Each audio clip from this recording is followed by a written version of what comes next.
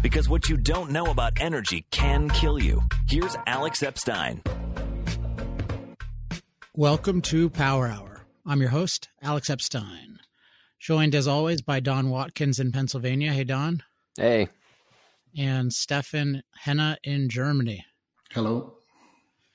Hey, guys. Okay, I saw your notes earlier. There's a ton to talk about today. And I have two big topics I want to talk about. I'll bring up one now, and maybe I'll bring up the other later. The first one I want to bring up now, and I think it's going to be relevant to a bunch of the stories you raise, and this is the issue of how to frame conversations about energy. This is a topic I'm very, very big on because I believe that the framework of a thought process or conversation, which is the starting structure from which it begins, that influences everything else. And in general, I think that we operate on a framework that's very biased and sloppy at the expense of fossil fuels and nuclear, and that ultimately leads to very, very bad thinking.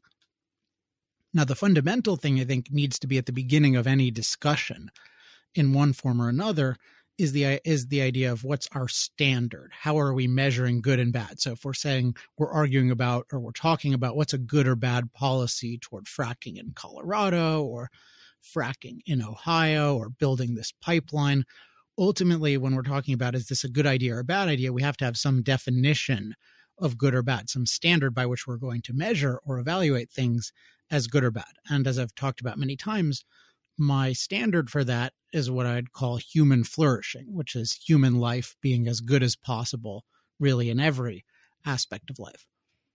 And that's ultimately the right standard. But recently I've been experimenting with a different way of discussing it that I think better captures what needs to be captured to frame a discussion. And I'll just preface this by saying sometimes when I talk about human flourishing, people think, well, does that really take into account the environment? Does that take into account the climate system, the ecosystem? And I'll say, yes, it does, definitely, because those are parts of human flourishing. But nevertheless, people sometimes tend to detach it.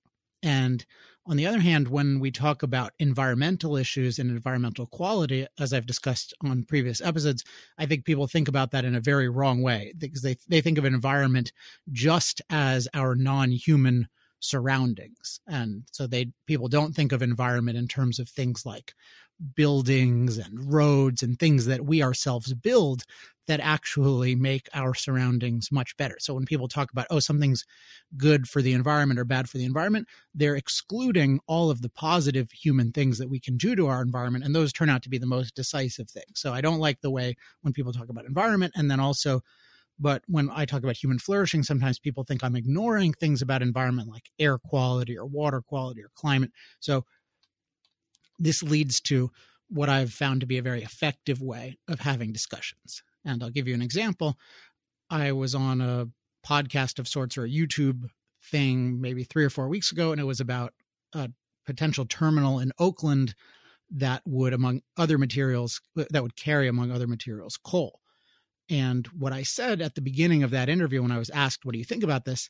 I said, well, there are a lot of things that people are discussing here, but for me, there's one basic question. And it was, will Oakland be a better place to live if we build this terminal or if we don't build this terminal? And I really like that wording of, will Oakland be a better place to live? And of course, if you're talking about a global thing, you can talk about it more broadly. Like, will the earth be a better place to live? Or will Colorado or will Ohio be a better place to live? So the formula is basically, will X place be a better place to live if we do Y or not Y? Y is a policy. So it's like a certain place and a certain policy. And what I love about this framing, and I've been playing with it with some initially really good results, is it really captures the idea of what I call the human environment, which is that we want to live in a world that's as good for human life as possible. And that includes certain non-human things being in a certain state, and then, having air and water, et cetera, being good. But then also having certain kinds of infrastructure and really all kinds of values that we create that are good. Because ultimately, what makes a place good to live is the total of the environment that we live in the very fullest sense of the term. So what I like about this expression, does it make X a better place to live or a worse place to live, is that's a really relatable kind of terminology. It's people understand, I understand what it means for, say, Detroit to be a better place to live. And I can see, Detroit was made a bad place to live by certain kinds of things. And it could be crime or pollution. People have a very holistic sense of human flourishing as it relates to our environment when they talk about a place being a good place to live or a bad place to live. And so it really captures many, if not all, of the dimensions we want to consider when making a policy, versus when people talk about environment, they very narrowly just are thinking about what are potential negative human impacts. And that always leads to a distorted decision. So, for example, if you take one of these fracking discussions, people will say, they'll talk about fracking and environment, and they'll only think about ways in which fracking could make, quote unquote, the environment worse. And then even if there's some very dubious thing about groundwater, which is very unlikely, or some very far-fetched claim about cancer, people still think, on balance, it's still negative. Let's be safe. And if you talk about, will fracking be good for the environment or not? They'll say, let's just be safe, right? Let's not do anything. But if you say, will allowing these projects make Colorado a better place to live or a worse place to live, that then summons the whole impact of those projects on every aspect of life. And then you start to see, that groundwater thing and that cancer thing, those are totally exaggerated. But what we're missing is all these ways in which this project is going to make life better, including all the ways in which it's going to make us healthier. It's going to make us wealthier. We're going to be able to afford better food. Our hospitals will work better. We're a lot actually less likely to get sick and die, among other benefits, if we allow this industry. So I encourage people to just, when you're thinking about issues and when you're talking to people, try talking about it in terms of, will this policy, it could be the Green New Deal, like, will the Green New Deal make America a better place to live or a worse place to live? I think if you focus it that way, people are going to start to see, wow, I can totally see how this policy, which trying these completely far-fetched experiments and having our whole grid and transportation system rely on these failed technologies, that could make America a terrible place to live.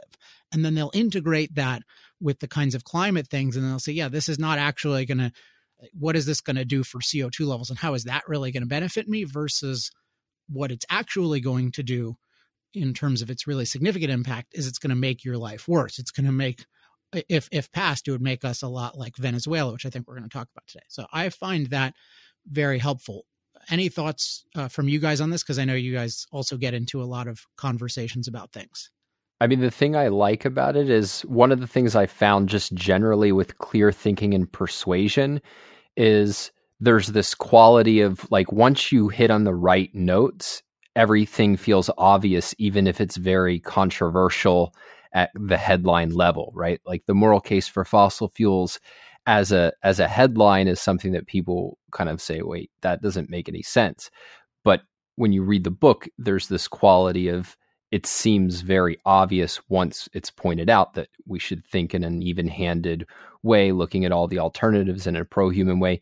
And like this sort of formulation, it's something very, you put it as relatable, but part of what it does is it makes the issue feel much more obvious versus kind of struggling to prove something and it feeling like I'm going to, beat you into submission with my string of facts and logic.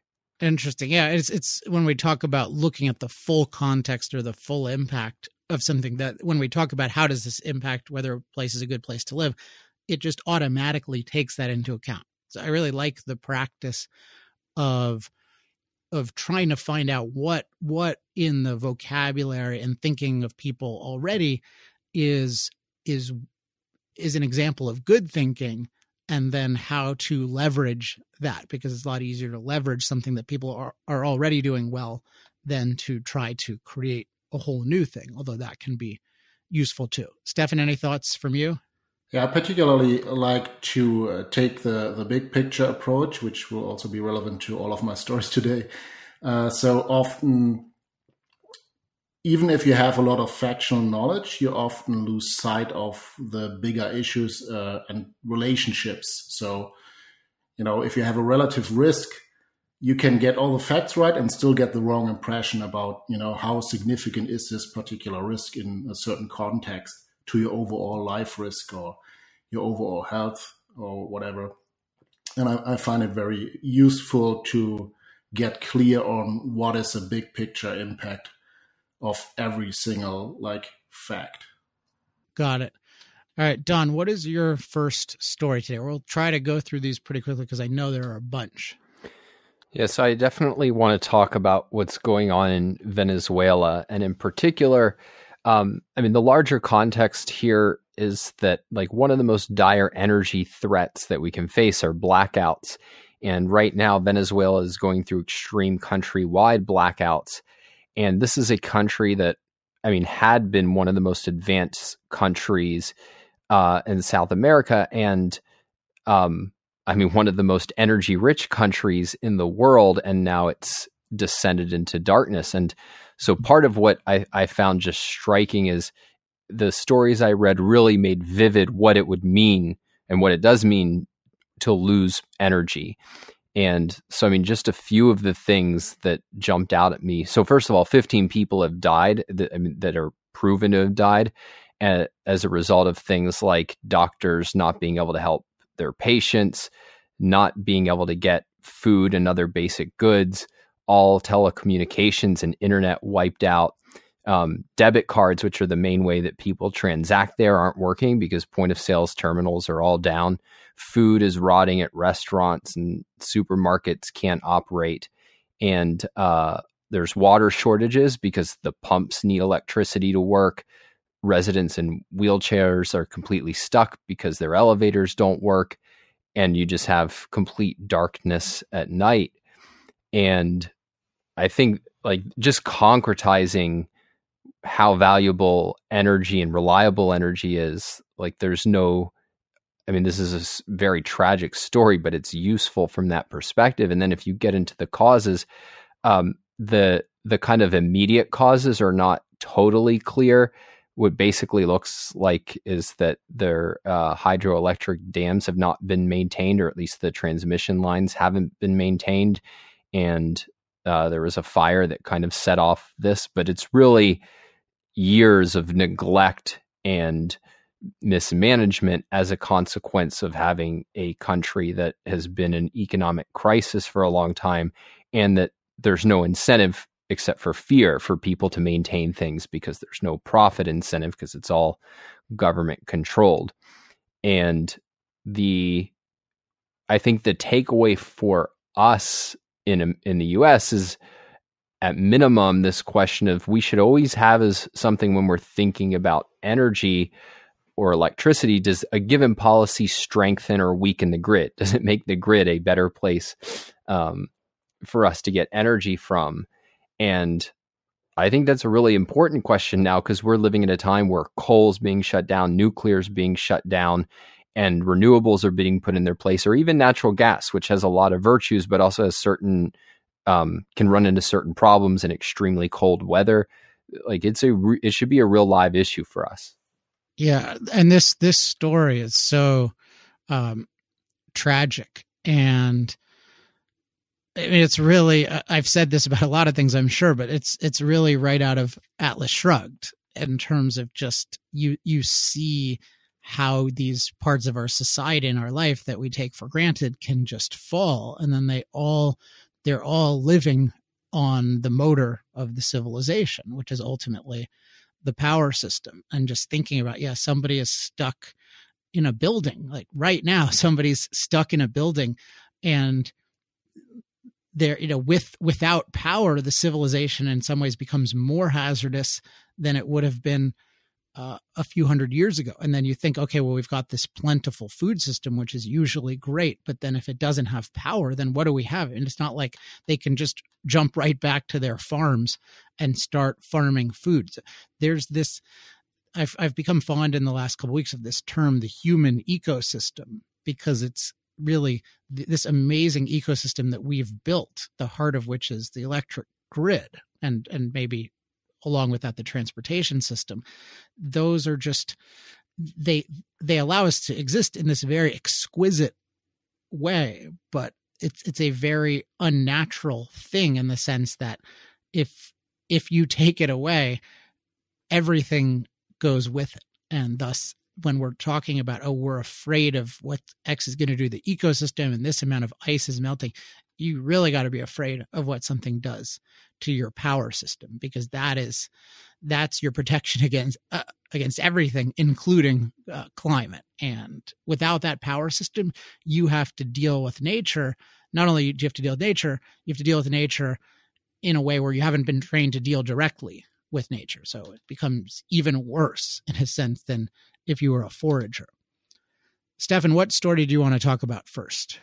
I have a very timely story, and this is a Colorado Senate Bill 181, which might be in consideration on the Colorado Senate floor as we record this. And this is officially known as a bill concerning additional public welfare protections regarding the conduct of oil and gas operations in Colorado. And it has been rushed through the legislative process since March 1st. It's now already in the, it went through several committees and is now already on its way to the Senate floor. And so this would modify some of the regulations and laws in place in Colorado regarding oil and gas development, which has been increasing over the last couple of years, as many probably know. So the claimed aim of this is to enable local governments to better protect human health and welfare, and also the environment, from oil and gas development impacts. And the history, or little bit of historical context, is that last year there was a ballot initiative called Proposition 112, which essentially wanted to increase setback rules for oil and gas development, and in a very radical way, which would essentially have banned a lot of new development there. And now the legislature is considering changing the regulatory environment. And so this was the Proposition 112 was defeated last year by a somewhat significant margin. 56% voted against it. And now this new legislation, I want to just highlight a couple of things that I found very detrimental to the future development of oil and gas in Colorado. So one aspect of this is that it allegedly gives local control over the siting of wells. And this could be good and bad, depending on what the local government has to say about oil and gas development. And I'm generally in favor of local governance over local issues, of course, but this has a particular danger attached to it, where it creates just a patchwork of different regulations for the business, which makes it very difficult for large projects to go forward.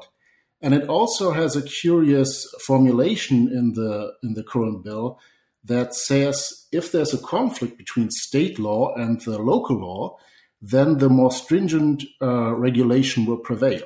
And this, in my view, indicates a bias against development. So this is not aimed at encouraging development, which has had many beneficial impacts on Colorado in the recent past, but it's more like an obstruction to further development. Well, then it's clearly not about, I think this idea of local control is very problematic, but it's clearly not about local control if it's saying that we will oppose local control if it involves less control than state control. So it's essentially just we want to find as many ways as possible to block development. Correct. So they will enable local governments to obstruct the development more if it's not possible on the state level. That's probably accurate. With this local control thing, I think it's really important to have the concept of rights here, to think about what is the purpose of government. So the purpose of government, of local government or a state government or national government, is ultimately to protect the rights of citizens. And functionally, that really means what you're always doing in one form or another is you're protecting people's property rights, their right to use their body and land that they own, and in a sense, air and water that they own, that surrounds them. And then they're trying to improve it, and then they're exchanging it for stuff that's created on other people's property. It's ultimately all about property in the extended sense. And it's about trying to protect rights. And thus it's definitely trying to protect the kind of thing where you have an ability to create a tremendous amount of value with your land by putting a well pad on it and then safely extracting some very, very valuable materials that literally everyone in the kind of material that literally everyone in the country uses to survive, in the sense of oil and gas, both for fuel and automotive fuel and electricity and synthetic products. So this is literally a universal value in our civilization. This is exactly what governments should be protecting. And then their job is to protect your right to do it in a way that doesn't interfere with the property rights of others, which means that you're not allowed to present a significant danger to other people, which is different from other people have a right to have zero risk from any accident. That's impossible. And then you wouldn't be allowed to do anything, let alone drive or something like that. But it has to be, the idea is if you present like a demonstrable significant danger to somebody else, then the government has the right to intervene if they can demonstrate it, or they have a right to ask you for restitution if you actually cause damage. So that's what the government is there to do. And then the relationship, and that should be kept in mind. It's the job of government in general to protect the rights of people, ultimately to improve their lives. And then there are reasons to have state and local and national, but it's ultimately what is the best way to protect rights. And there are, and it's definitely not that you always want the local government to have as much power as possible. For example, I do not want the local government to have the power to pass slavery and to decide that people who are pro fossil fuels should be enslaved. Like local control is not a good thing if it's violating rights. And part of protecting rights is that you have a certain amount of stability in how rights are defined. So it's very legitimate to say, okay, at a certain level, it's best to define rights this way. And I think in general, it's okay to define rights broadly for a broader area of government to do it when the rights are going to be really common across places. Whereas sometimes, say with air pollution, you might want to do it on a state level just because the nature of a place, of certain places, is going to be totally different in terms of its potential for air pollution than others. So the Los Angeles Valley or San Fernando Valley, Los Angeles area is totally different than, say, North Dakota. So you may not want the same emissions levels, but it comes down to we're for the protection of rights, and we're not for local tyranny. And that's really what this is advocating for. And it's actually advocating for maximum tyranny, because it's just saying we want, if the local government demands more control, then the local government has authority. And then if the state government demands more control, then it's the state. So it's a complete denial of rights, both in terms of they're not focused on rights, and then they're advocating a fundamental instability that's incompatible with rights. And it's the kind of thing that makes a place a bad place to live, and in part because it becomes a bad place to do business. And then, I mean, I don't know if they're subjecting the marijuana business to this at this point, but it's going to hurt them and a lot of other people to the extent that they hurt the oil and gas business. So the second significant effect on the oil and gas business that this will have is that it takes away some provisions in the existing regulation that calls for tests for cost effectiveness and technical feasibility of technologies that, for example, mitigate pollution issues. And that seems almost insane, because obviously it matters a lot how much certain technologies cost. We've seen this in other regulations like new source review for power plants, where, technical feasibility and cost effectiveness are very important to determine what would be the best course of action. And, filtering emissions, for example. And the third provision in there is that it alters the composition of the Colorado Oil and Gas Conservation Commission, which is a state-level regulator that gives out permits to the various projects. And so as of now, the composition is at least three people with significant industry experience, and this would be reduced to one. And there will also be requirements for having people with, air pollution regulation experience and land use experience and so on. So essentially, it changes the composition from a more pro-development composition and changes it into a more critical composition. So this seems to create an environment where it's less likely that permissions will be granted to projects.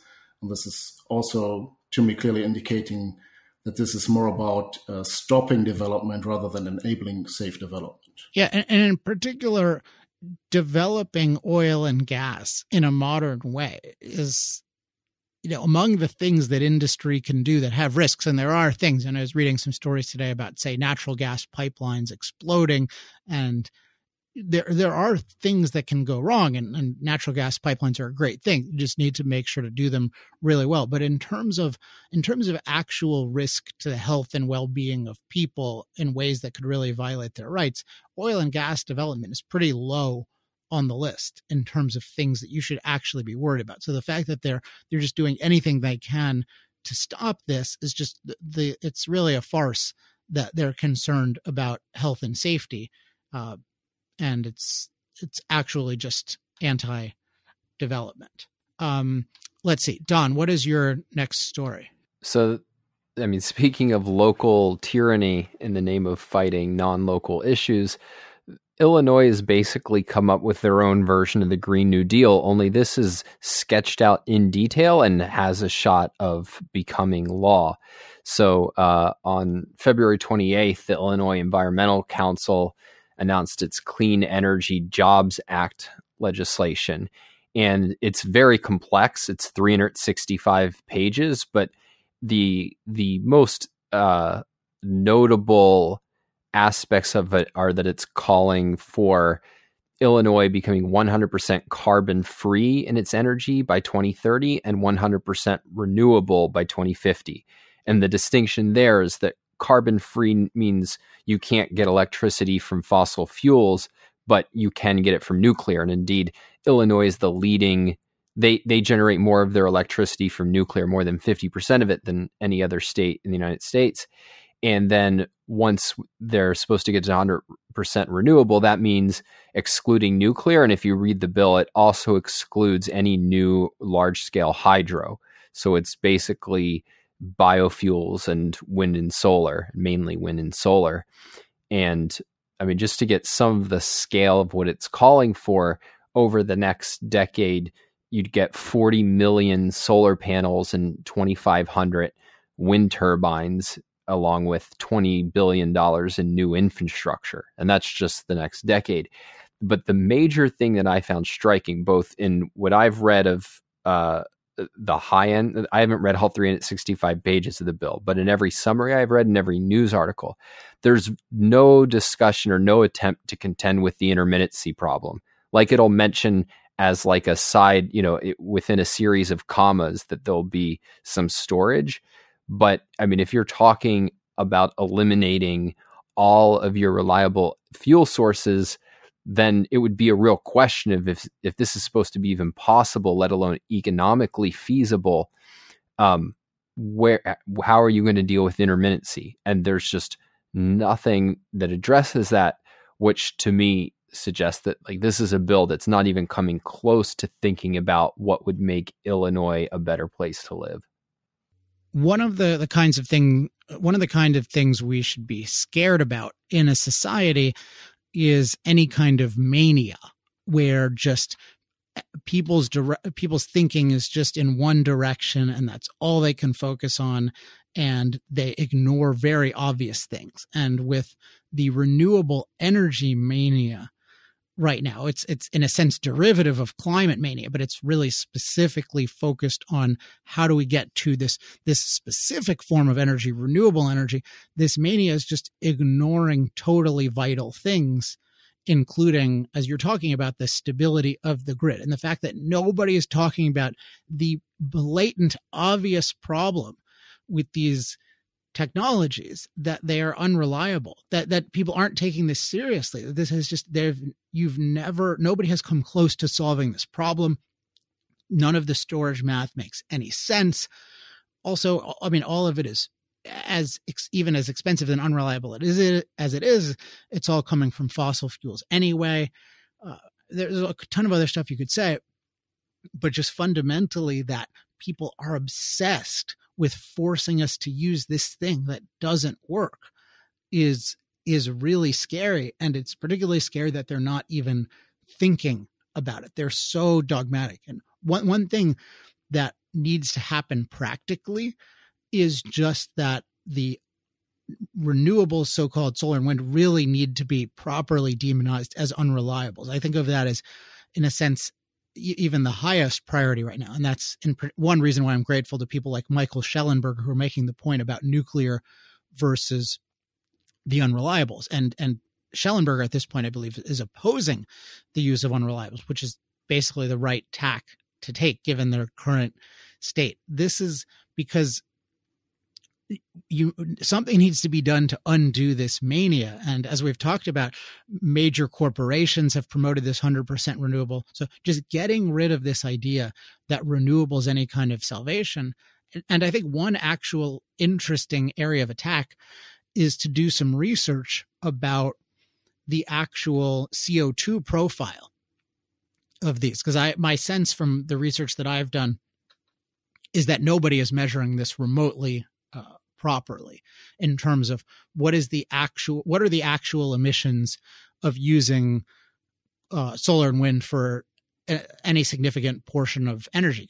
I've talked about on previous shows how when you're using them, you're using the baseline energy infrastructure anyway, and then you're using your fuel less efficiently because it has to cycle up and down rapidly to accommodate for the erratic behavior of solar and wind. So someone needs, and I guess that's going to be us, so we'll talk about this soon, but somebody needs to do any kind of CO2 accounting, because that's one way in which this mania can be busted. But it is truly a terrifying mania that we're so obsessed with renewable energy. If it were, we're going to build like rapid build of nuclear plants, that would be the wrong thing in a bunch of ways, or it could be the wrong thing, but it would not be as scary as people just advocating mindlessly for this technology that does not work to meet the fundamental need of providing us reliable electricity or reliable energy more broadly.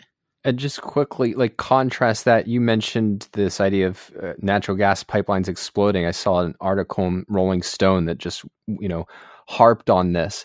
And here you have a situation where you have something that's a proven, incredibly valuable source of reliable energy that has a side effect, and that, yes, we should be taking very seriously the risks. And there are people thinking about them, and you have journalists writing about them in mainstream publications. And if you took that same approach with, all right, here's an energy source that like doesn't work, and we're not going to take seriously this fundamental problem, not even just like a side effect of what can go wrong, but a fundamental flaw in it. This is an ultimate illustration of just the biased way that we're thinking about things. Yeah, just even think of because in that story in Rolling Stone, I saw a little bit of. I mean, they show a house that's just totally burned, and it's a scary sight. But you just think about what happens if the grid goes down, or if you lack fuel for transportation. Just even in terms of fires, what happens when you're trying to burn wood in your home? I mean, if you can even get wood, and then what happens when there is a fire and you don't have a fire department that's operating? There's just, the ecosystem is so delicate. It's not delicate. It's resilient if you're allowed to act. But if you're not allowed to act to maintain it, then it just is incredibly, incredibly delicate. Stefan, what story do you want to talk about next? So March 11th was the 8th anniversary of the Fukushima incident. In 2011, a big earthquake and tsunami hit the eastern shore of Japan and subsequently also damaged a couple of nuclear reactors. And at the time, of course, this was big news and a big catastrophe. But there was also a very biased view on sort of the reactor catastrophe as compared to the tsunami itself, which killed something like 16 to 18,000 people in Japan. And so even 8 years after that, where you would think that the facts have been straightened out, there are still some myths circulating, both in the media and in the blogosphere and social media and so on. And I just want to clarify two things that I saw that I found particularly bad, like fake facts on this issue. And one is comes from Germany. So there's an institution called the Landeszentrale für politische Bildung Baden-Württemberg, and Baden-Württemberg is a southern German state, and it's a state agency for public education. And they tweeted on the anniversary of Fukushima, thousands victims of the nuclear catastrophe in Fukushima. And this is, of course, obviously wrong, because thousands of victims were from the tsunami, and nobody died from the radiation of the damaged nuclear power plants, even though it was a significant threat at the time. And so they sort of paddled back after being criticized, but apparently only with one paddle. So they drove circles in their little boat. So, and now they have referenced a website dossier from the time that they reported on it, and then claiming they essentially had many factual errors in there, but the most egregious thing that they did was they put Fukushima in the same category as Chernobyl. So technically, on the scale of radiation released, it's sort of in the same category, but the problem is that the highest category of nuclear accidents sort of is open-ended, and it puts together all kinds of accidents. So Chernobyl, of course, caused a couple of immediate deaths and probably many deaths in the aftermath, and Fukushima did not. So interestingly, in Baden-Württemberg, in the southern German state, probably as a result of the Fukushima incident, a Green Party prime minister was elected, who is still in office. So maybe that's a hint where the ideological direction of this is going.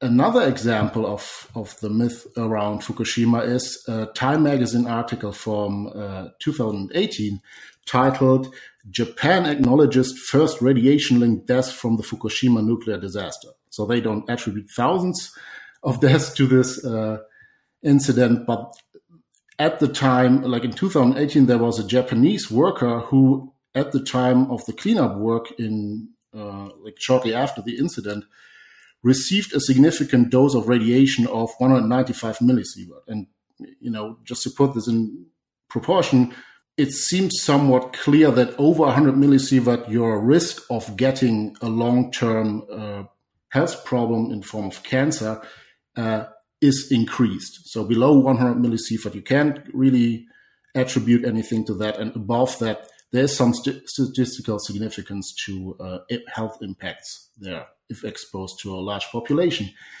But the problem here is that this was based on a Japanese broadcasting service report that this worker was actually, so the government didn't acknowledge that the radiation actually caused this cancer. They just made his family eligible for compensation payments. So it's a formal sort of acknowledgement, hey, this guy worked for us and he now got cancer, and we are going to compensate his family for this.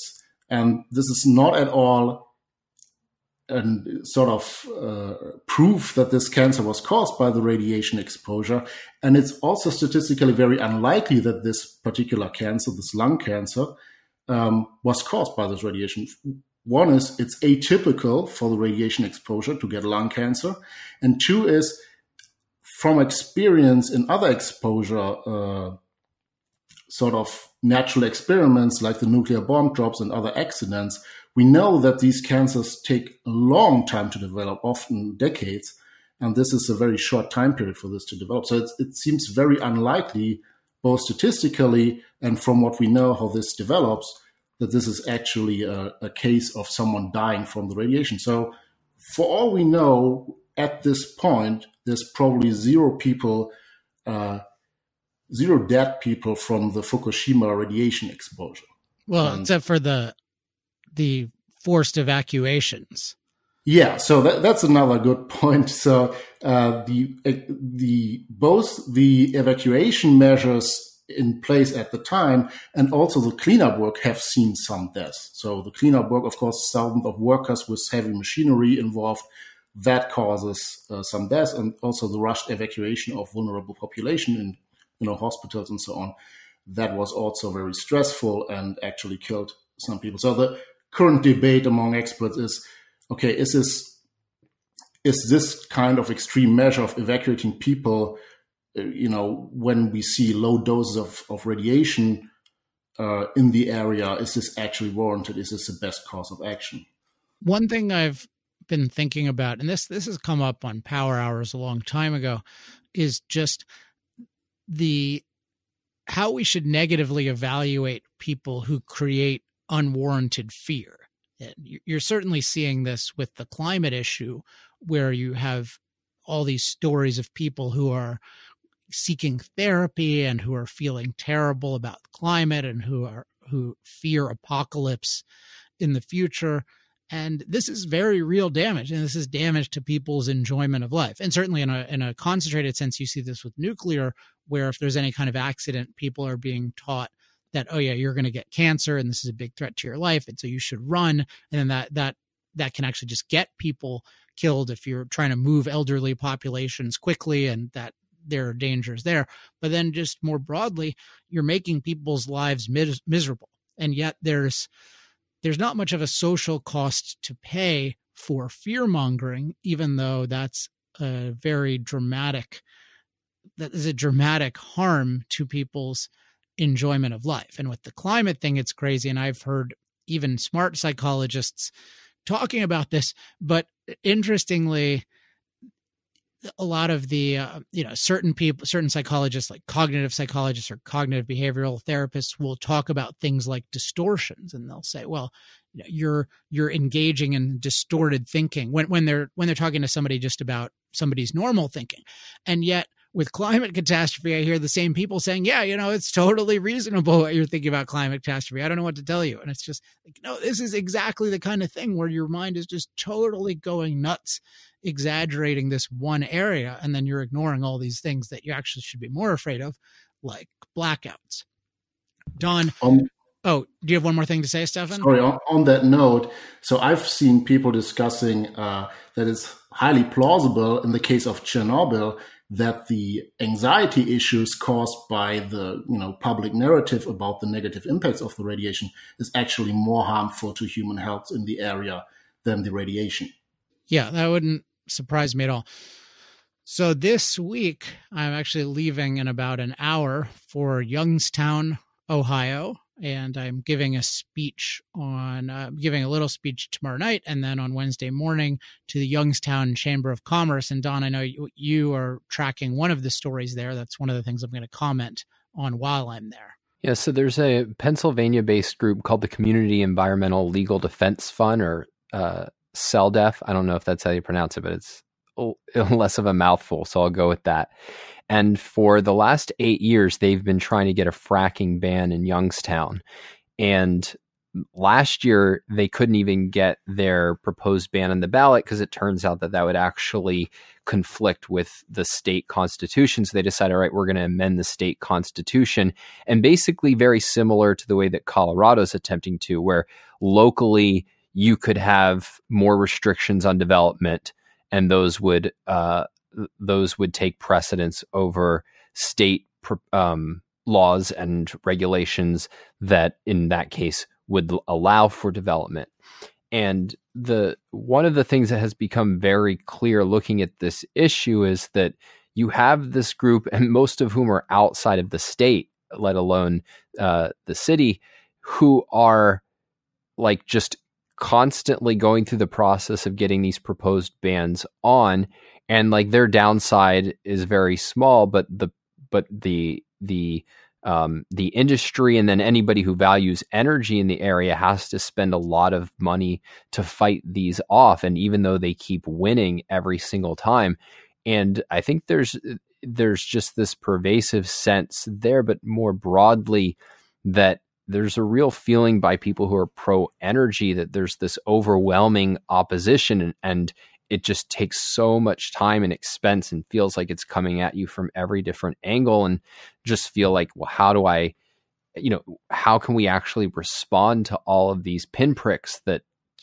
add up to ultimately a knockout blow when you get something major passed, potentially could be happening in Illinois or Denver right now, or in Colorado right now. Yeah, I've been thinking about this. So it's to bring it back to an earlier discussion. These are policies that would make Ohio certainly a much worse place to live. And the specific place, or one of the specific places, called the Mahoning Valley. I don't know if it's Mahoning or the Mahoning Valley, but I mean, this is a case where you've got a technology that is very valuable, that allows an area to create a lot of value, that gives more job opportunities to people to create that value, that generally drives down energy prices, that makes it easier to get access to affordable natural gas. And then that makes everything else in the society possible, because energy is the industry that powers every other industry. And in general, the safety concerns with this kind of industrial operation are much less than with others. So what can the industry do? Well, I'm going to talk about this in my talk on Thursday in particular. So part of what they need to do is really I think what they need to do most importantly is frame the issue properly. And I do like the framing of is, when we're looking for policies that'll make Ohio a better place to live, and we want to avoid policies that'll make it a worse place to live. And therefore we have to look at the pros and cons of every policy. And then you have to talk about, well, here's the positive of being allowed to engage in this behavior. And also talk about people's property rights in terms of their right to engage in this behavior, and why it's wrong to prevent people from using their own property to benefit their lives and to benefit others' lives. You need to have that part of it. You need to have a good account of the risks and side effects, and to really try to identify those a lot more precisely and make clear that they're being completely exaggerated. Another thing that's important to do is to say, so you want Ohioans to flourish. You want Ohio to be the best possible place to live. That's important in terms of framing the goal. Another thing that's really important is having a positive policy. So to say, okay, we are in favor of this policy of protecting people's rights. And part of what I think would be really valuable to do is to make clear to people, hey, here's what policy we advocate, and here's how it applies if a company in our industry does something wrong. So if you notice a danger, then you can ask for an injunction, or if something goes wrong, you can get restitution. Just making clear that what policies you're in favor of and how those really do protect people's rights. Because often there's this false alternative where either you're in favor of this very tyrannical policy that the advocates are advocating, or you're just for no law whatsoever and no protection. The idea is, no, we're for protecting everybody's rights. And so that includes, if something goes wrong, here's what we do, but we don't treat people as criminals when they're not doing anything wrong and when they're doing something right. So that's another, I like think of as you frame the goal or the standard, and I call it arguing to 100. You define that, and then you define what your positive policy is, and then make clear what your negative, what the negatives are, how making Ohio a worse place to live is what you want to avoid, and how you have to think about one way to characterize the negative policies and the negative, I would call them the negative people.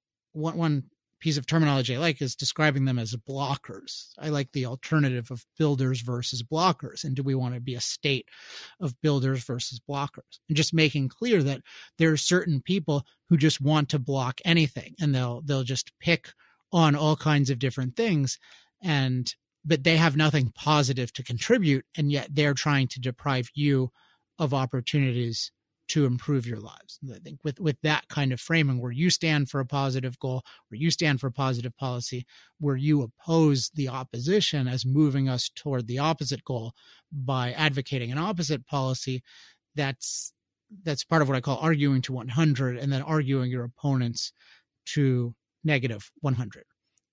Don, any more thoughts on that one? No. All right. Well, that was dramatic pause. So, Stefan, do you have any more quick stories before we wrap up? I have one more thing I want to cover.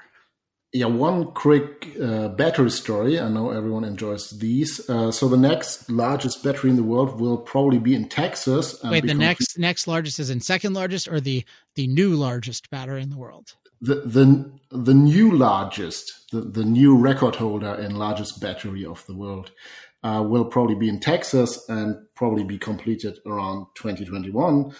And so I just wanted to point out a couple of numbers here so we don't get the same story as with South Australia's Tesla battery, which was very inadequate. So it will be a 495 megawatt storage capacity battery. And curious, in all the news stories, I couldn't find out what the megawatt hour storage capacity actually is, but it's typically a small multiple of the megawatts, which is a rate with which this can be charged or discharged.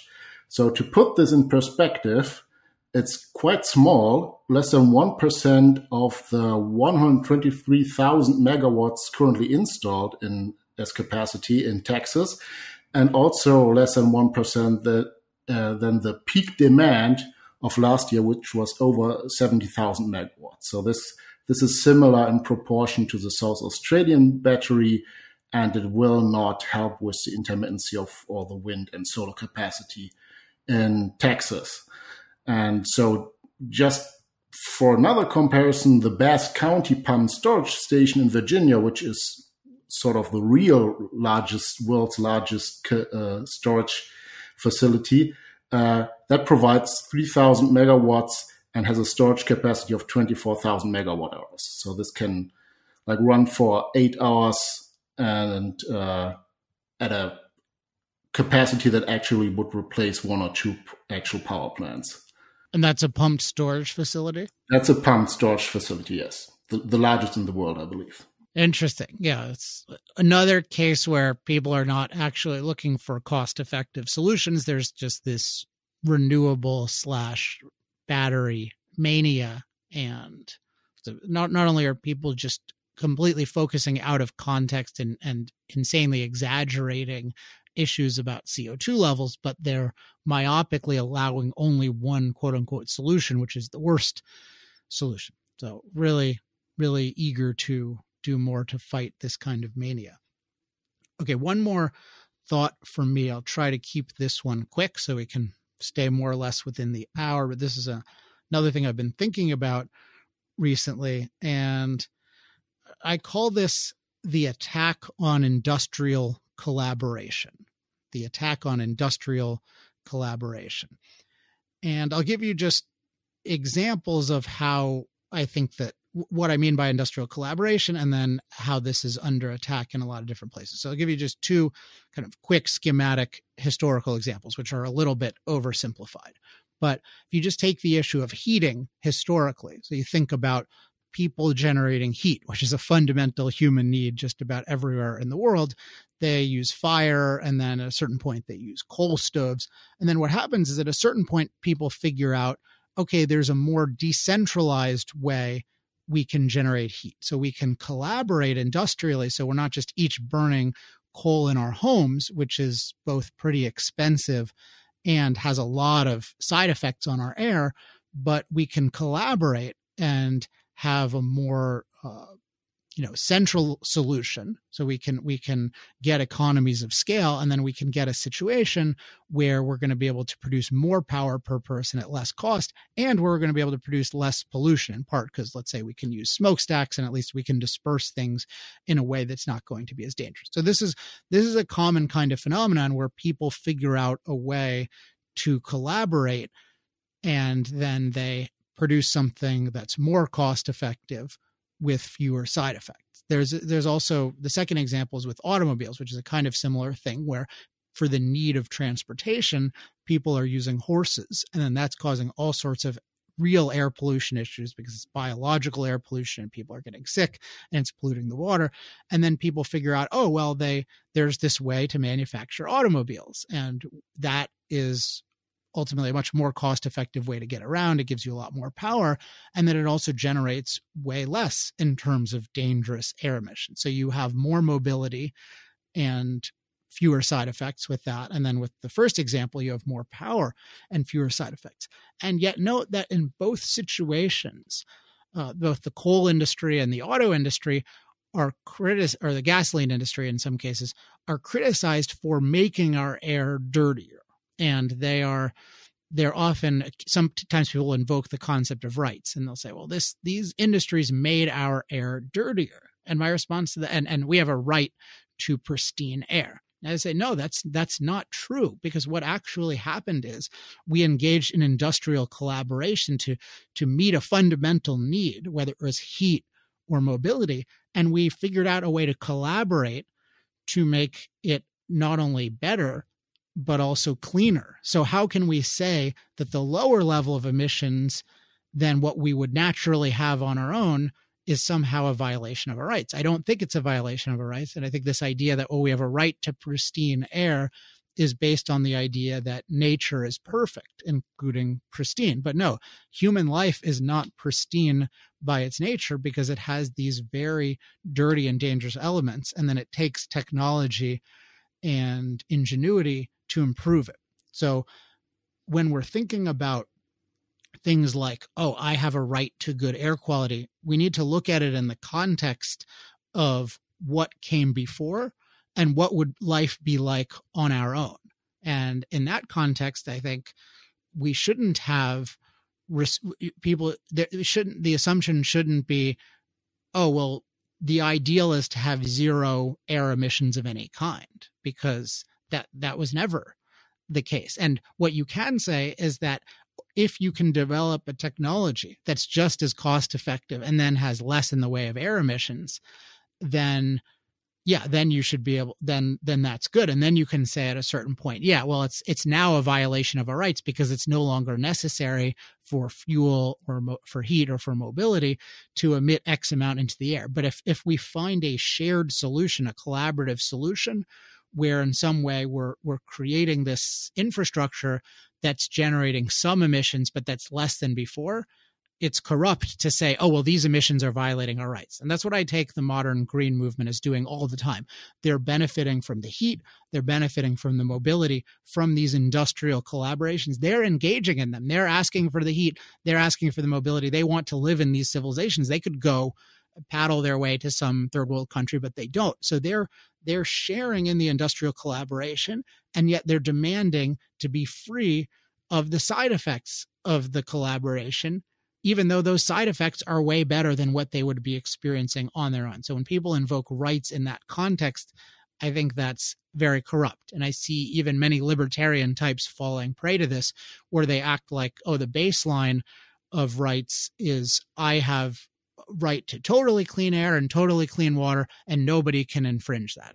No, nature does not give that to you. The closest we can get to that is the more we evolve technologically as a society, the more we can earn clean air and clean water. But if you want the air and water to be cleaner, then figure out or support a better technology for doing it. But don't oppose the best technologies that have already made our air and water cleaner and say, I'm for clean air and clean water, therefore I want to stop them. Because if you do that successfully, then you're going to make everyone's life worse, including their environment worse. You're going to make the place that you live and benefit from a much worse place to live. So that is my final thought for today. Thanks, guys, Don and Stefan, for joining me. Next week, we will be back. Let's see. If you have any questions, comments, love mail, or hate mail, you can email us. I'm at alex@industrialprogress.net. Don is don@industrialprogress.net. Stefan is Stefan, STEFFEN, @industrialprogress.net. If you want to sign up for the newsletter, which I highly recommend, go to alexepsteinlist.com. That's alexepsteinlist.com. Sign up. If you are in an organization, please share that with others. And if you need a great speaker on energy issues, email Don @industrialprogress.net, and he can hook you up with I can speak, or he can speak, or Stefan can speak if you're in Europe, or we have a bunch of other great speakers who can meet your needs. All right, that is it for this week. Until next week, I'm Alex Epstein. This has been Power Hour. Power Hour.